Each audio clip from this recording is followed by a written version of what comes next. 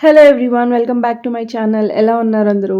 So, ఈరోజు complete ఈ video అంతా కూడా కుకింగ్ అండ్ చిన్న చిన్న డిఫరెంట్‌గా ట్రై చేశాను. ఈ వీడియో ఎడిటింగ్‌లో గాని అంటే షూటింగ్ కంప్లీట్ కుకింగ్ ఉంటుంది కిచెన్‌లోనే. సో, ఈరోజు రిషి మోమోస్ అడిగింది. నాకేమో రావు. అది ఒకసారి యూట్యూబ్‌లో చూసి కొంచెం క్వాంటిటీలో ట్రై చేద్దామని చెప్పి చేస్తున్నాను అనమాట.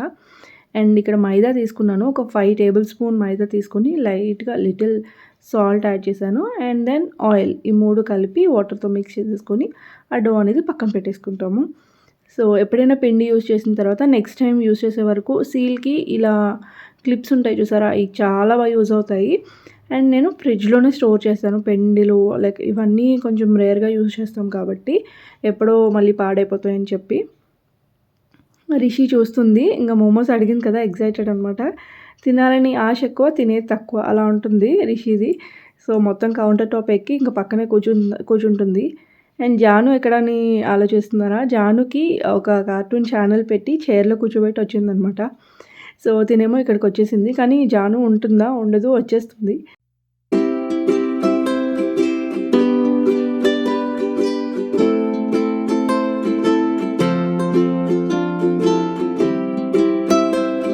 ఇక్కడ కౌంటర్ టాప్ ఎప్పటికప్పుడు క్లీన్ చేసుకుంటే బెస్ట్ అనిపిస్తది. ఎందుకంటే మొత్తం మెస్సీ అయిపోయింది. తర్వాత క్లీన్ చేయాలంటే చాలా ఎక్కువ పని అయిపోతుంది. ఎప్పటిదప్పుడు క్లీన్ చేసి పెట్టేస్తే కొంచెం ఇంట్రెస్ట్ ఎక్కువవుతుంది. అండ్ ఇంకా తర్వాత కూడా పని తగ్గుతుందనిపిస్తది. సో, ఇక్కడ నేను ఎగ్ మోమోస్ చేయమంటే నేనిక్కడ వెజిటబుల్స్ కూడా యాడ్ చేస్తున్నాను. ఏదో ఒకలాగా ఎళ్తాయి కదా! పిల్లలు తింటున్నారు కదా! సో, ఎలాగోలా కన్జ్యూమ్ అవుతాయని చెప్పి సన్నగా, చిన్నగా కట్ చేస్తున్నాననమాట పీసెస్ లాగా. సో, కొంచెం ఫ్రై చేస్తాం కాబట్టి సాఫ్ట్ అయిపోతాయి.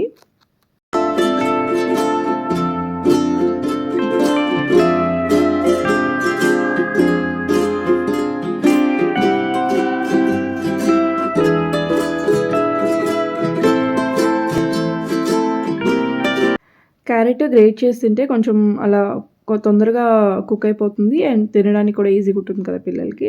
సో, అందుకు గ్రేట్ చేస్తా అన్నది రిషి. ట్రై చేస్తుంది. సో, రిషి అంటే జాను పుట్టకముందు ఇలా కుకింగ్‌లో చిన్న చిన్న హెల్ప్ చేసేదనమాట. కటింగ్ చేసేది.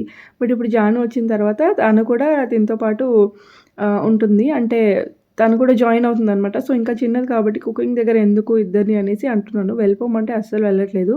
ఇంకొంతసేపట్లో జాను కూడా వచ్చేసింది. సో, ఇంకా అక్కడ చైర్ తెచ్చిపెట్టింది కదా! ఎక్కేస్తుంది ఇప్పుడు చైర్ తనంతట తనే. సో, నాకేమో భయం అక్కడ కౌంటర్ టాప్ మీద వేడి వేడిగా ఉండేవి పెట్టకూడదు అనేసి మైండ్‌లో ఎప్పుడూ ఇంకా ఉండిపోద్దనమాట. సో, అది కొంచెం భయం అనమాట. చైర్ అది కిచెన్‌లో కూడా ఉంచట్లేదు. ఇప్పుడు రిషి తెచ్చేసింది గానీ. సో, ఇంకా ఇద్దరిని వెళ్ళిపోమని చెప్తే కొంతసేపు ఉండి వెళ్ళిపోయారు. స్టవ్ ఆఫ్ చేసేసి ఫస్ట్ దెన్ ఇద్దరిని వెళ్ళిపోమని చెప్పాను. టీవీ దగ్గర కూర్చుంటే అప్పుడు నేను చేస్తా అని చెప్తే ఇద్దరు వెళ్ళిపోయారనమాట. సో, రిషి వచ్చింది కాబట్టి జాను కూడా యాడ్ అయిపోయింది.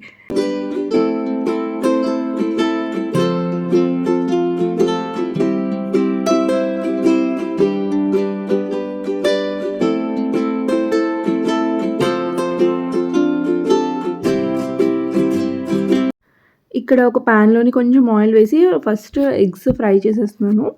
అంతా ఎగ్స్ ఫ్రై చేసిన తర్వాత అవి సైడ్‌కి తీసేసి దెన్ వెజిటబుల్స్ యాడ్ చేస్తాను.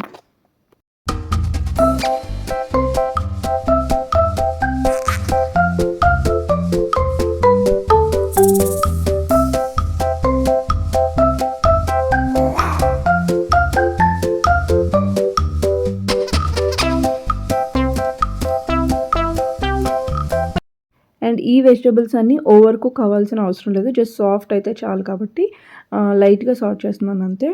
అండ్ ఆనియన్ వేయాలి కదా! సో, చిన్న చిన్నగా ఆనియన్స్ కట్ చేస్తున్నాను. ఆనియన్స్ తగిలితే రిషికి కొంచెం కష్టం అనమాట. సో, వీలైనంత చిన్నగా కట్ చేసి వేస్తాను. తనకి చేసిన రెసిపీస్‌లో కూడా అంటే లంచ్ బాక్స్ రెసిపీస్ ఇలాంటివి ఉంటాయి కదా! సో, వాటిలో కూడా.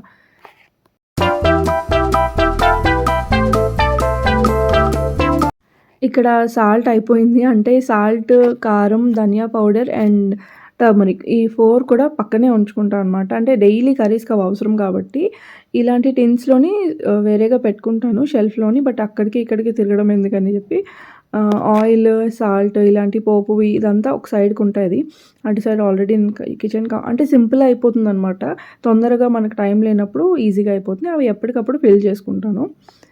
సో, దెన్ ఇక్కడ సాల్ట్ వేసాను అండ్ పెప్పర్ పౌడర్ కూడా వేస్తున్నాను. దెన్ ఇక్కడ ఎగ్ మొత్తం ఒకసారి సాఫ్ట్ అయ్యేంత వరకు ఉంచి దెన్ ఎగ్ ఇంకా క్యారెట్ వేసేయడమే. నేను ఇందులో కారం వేయట్లేదు. జస్ట్ పెప్పర్ పౌడర్ మాత్రమే వేశాను. అండ్ ఇక్కడ ఆనియన్ తొక్కలు అంత పర్టిక్యులర్‌గా ఎందుకు చూపించానంటే అవి రోజ్ ప్లాంట్ ఉంది. సో, దానికి వేసేద్దామని చెప్పి సైడ్‌కి పెడుతున్నా అంతే.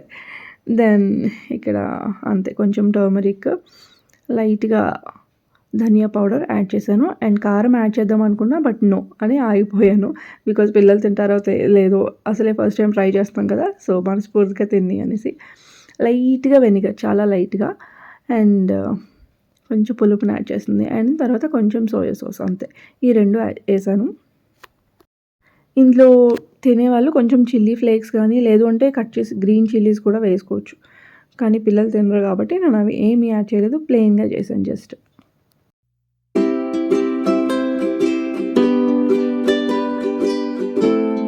ఆ బౌల్‌లో కొంచెం ఎగ్‌ది మనం ఫ్రై చేసుకున్నాం కదా! అది ఉంచేసాను. ఎందుకంటే జాను తింటదేమో అనేసి.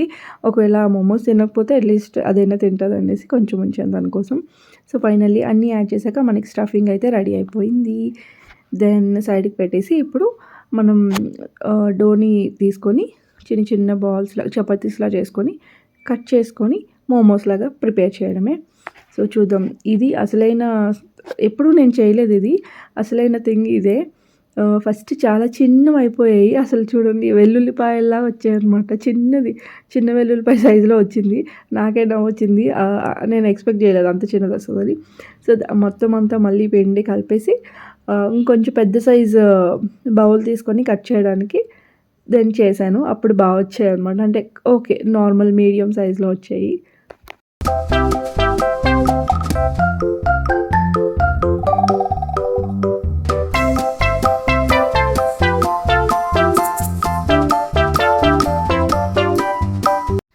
సో, ఇక్కడ మోమోస్ షేప్ తీసుకొని రావడానికి కొంచెం కష్టపడ్డాను యాక్చువల్లీ. మీకు చూపించలేదు కానీ ఫస్ట్ ఒక 2 టైమ్స్ ట్రై చేశాను. రాలేదు. బట్ ఫైనల్లీ వచ్చిందనమాట. సో, ఇలా హ్యాండ్‌లో పెట్టుకొని చేసే కన్నా ఇలా ఫ్లోర్ మీద ఉంటుండగానే స్టఫింగ్ వేసి అక్కడే ఆ షేప్ చేస్తే బెస్ట్ అనిపించిందనమాట. కొంచెం ఈజీ అనిపించింది. ఒక పోట్లీలాగా తయారు చేస్తే వచ్చింది. సో, ఫైనల్లీ చూడండి జాను సైడ్ నుంచి వచ్చి అక్కడ వాము, జీలకర్ర అవి ఉంటాయి కదా! సో, తనకి అలా తీసుకోవడం తినడం అలవాటు చిన్నది. అంటే తినేది ఒక చిన్న కొంచెమైనా సరే బౌల్‌లో ఏసి ఇచ్చేయమంటుంది. మిగతాదంతా జల్లుతది. సో, అలా. So, yes finally success. ఇక్కడి వరకైతే సక్సెస్ అయింది. ఫస్ట్ ట్రయల్, సెకండ్ ట్రయల్, దాని తర్వాత థర్డ్ ట్రయల్‌కి మొత్తం వచ్చేసింది. బానే వచ్చింది. Not bad. సో, దెన్ ఇప్పుడు ఇవన్నీ స్టీమ్ చేయాలి. మోమోస్ చాలా అంటే సింపుల్ అనుకుంటాం కానీ చాలా కష్టం అనమాట. టైమ్ టేకింగే. ఇంకొకరు ఎవరైనా హెల్ప్ ఉంటే ఓకే. బట్ ఒకరమే అంటే కొంచెం టైమ్ టేకింగ్. నెక్స్ట్ టైం ఏంటి అంటే ఇంకొంచెం పెద్ద సైజ్ చేస్తే సరిపోతుంది. కొంచెం తొందరగా అయిపోతుంది. సో, ఫస్ట్ నేను వేరే ఎలా స్టీమ్ చేయాలో అర్థం అవ్వలేదు. తర్వాత ఇది సెట్ ఏమంటారు తట్టే ఇడ్లీ స్టాండ్ అనమాట. దాంట్లో పెట్టి స్టీమ్ చేసేసాను. ఒక 10-15 మినిట్స్ ఉంటే చూడండి రిషి వావ్ అంటుంది. సో, అవి టేస్ట్ ఎలా ఉంటాయి అనేది ఇప్పుడు నాకు డౌట్ అనమాట. Question mark. బట్ అన్నీ కూడా సింపుల్‌గా వేశాను కాబట్టి బావుంటుంది. ఎక్కువ స్పైసెస్ ఏమీ యాడ్ చేయలేదు. సో, చూడండి ఎంత ఇంట్రెస్టో అవన్నీ చేయడం. ఏమైనా చేయాలి అంటే కావాలి అంటది. బట్ చాలా తక్కువ తింటదనమాట. సో, అందుకు ఇంత కష్టపడి చేశాను. ఫుల్‌గా తృప్తిగా తింటే నాకు కూడా బాగా అనిపిస్తది కదా! సో, ఫైనల్లీ టేస్ట్ అయితే నాకైతే పర్సనల్‌గా సూపర్‌గా అనిపించింది. కొంచెం స్పైస్ ఉంటే ఇంకా బాగుండేది. బట్ పిల్లలు కదా ఇంకా తినలేరు కాబట్టి నేను స్పైస్ లెవెల్ కాంప్రమైజ్ అయ్యాను. సో, టేస్ట్ చేశాను. నాకు నెక్స్ట్ లెవెల్ అనమాట. బయట తిన్న మోమోస్ కన్నా ఇంట్లోది చాలా బాగుంది. సో, ఇంకా యాడ్ చేయొచ్చు. అందులో చీజ్ యాడ్ చేయొచ్చు. చికెన్ మోమోస్ చేసుకోవచ్చు. నెక్స్ట్ టైం ట్రై చేద్దాం ఎప్పుడైనా. అండ్ పిల్లలిద్దరూ కూడా తిన్నారు. ఓకే. ఎక్స్‌పెక్ట్ చేసిన దానికన్నా ఓకే. రీచ్ అయ్యారనమాట. అండ్ శ్రీకాంత్ కూడా నచ్చాయి. ఫైనల్లీ తన ఆఫీస్ నుంచి వచ్చిన తర్వాత మళ్ళీ ఒకసారి స్టీమ్ చేసి వేడిగా ఇచ్చారనమాట. సో, నచ్చిందా? నచ్చితే ఒక లైక్ చేయండి. ప్లీజ్ సబ్స్క్రైబ్ చేసుకోండి. ఈ టైప్ ఆఫ్ వీడియోస్ ఎలా అనిపించింది అనేది కామెంట్ సెక్షన్‌లో తప్పకుండా చెప్పండి. అండ్ ఇలాంటివి చేయాలా వద్దా ఫ్యూచర్‌లో అనేది కూడా చెప్పండి. నాకు కూడా ఇంట్రెస్టెడ్‌గానే ఉంది. ఏదైనా కొత్త రెసిపీస్ అలా ట్రై చేసినప్పుడు రెగ్యులర్‌గా అలా చేస్తాను. And yes. Bye bye. Take care.